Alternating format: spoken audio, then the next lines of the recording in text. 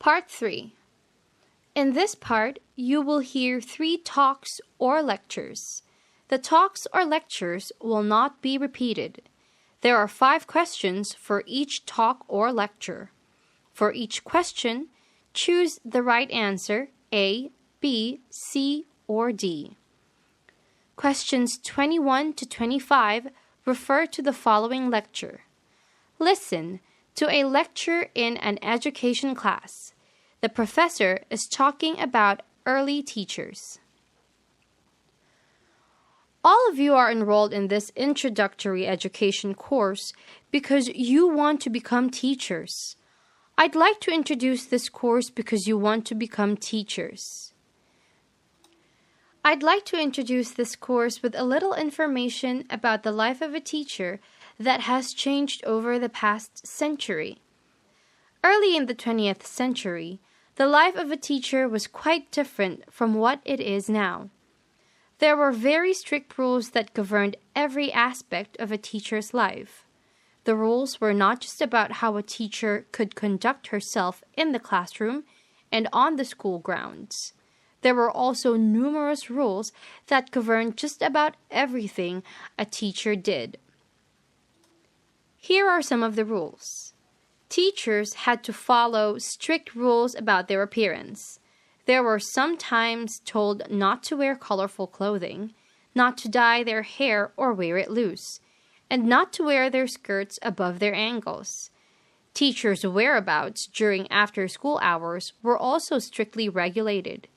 There were rules forbidding teachers to go to bars and to ice cream parlors. There were rules requiring teachers to be at home after 8 o'clock in the evening, and there were rules forbidding them to leave town without permission. Just about any action a teacher wanted to take could be regulated. Teachers could be forbidden to smoke or to drink. They were also sometimes forbidden to spend time with men or to marry if they wanted to remain teachers. Questions 26 to 30 refer to the following professor's talk. Listen to a lecture in a biology class. The lecture is on tropism in plants. Today, I'll be talking about the concept of tropism as it relates to plants. Tropism, for those of you who don't know, refers to a bending of a plant or a part of a plant in response to outside stimulus. There are 3 important kinds of tropism. They are phototropism, geotropism, and hydrotropism. In each of these kinds of tropism, a plant or a part of a plant bends in response to a different kind of outside stimulus. First, we'll discuss phototropism. The outside stimulus in phototropism. The outside stimulus in phototropism is light. When a plant is affected by phototropism, it grows in the direction of a light source such as the sun.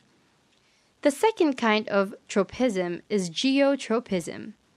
In geotropism, the outside stimulus is gravity. In a plant affected by geotropism, the affected part of the plant grows directly downward because of the pull of gravity. When a plant is affected by geotropism, it's often the root structure that's affected. The final kind of tropism that I'll discuss today is hydrotropism. When hydrotropism affects a plant, this means that the plant is drawn towards water. A plant under the effect of hydrotropism will grow in the direction of its water source. Questions 31 to 35 refer to the following lecture. Listen to a lecture in history class. The lecture is on the St. Louis Arch. Today we'll look at a structure that is popularly called the St. Louis Arch. We'll be looking at how it was constructed and, more importantly, why it was constructed and what it commemorates. In this photo, you can see the 630-foot high stainless steel arch. It's remarkable for its engineering. It has no inner form. Instead, it is dependent on its two hollow legs for support. There are trams inside the legs to take visitors to an observatory at the top of the arch. Most people call it the St. Louis Arch because it is in St. Louis, but its real name is the Jefferson National Expansion Memorial. It's a memorial because it was built in memory of the expansion of the nation beyond St. Louis. It's named after Jefferson because it was under the presidency of Thomas Jefferson that the greatest expansion of the country took place. In 1804, several years after the start of Jefferson's presidency, Lewis and Clark set out from St. Louis to explore new territories to the west. Their expedition was a 4,000-mile trip from St. Louis to the Pacific Northwest and back that lasted a little more than 2 years. In the years following the expedition of Lewis and Clark, thousands of pioneers set off from St. Louis and headed west. It was to honor this period of expansion that the arch was constructed. The arch itself was designed to represent a gateway, or a doorway to the west. At the base of the arch, there's a subterranean museum. This museum is named the Museum of Westward Expansion because it honors all the pioneers who headed west from St. Louis.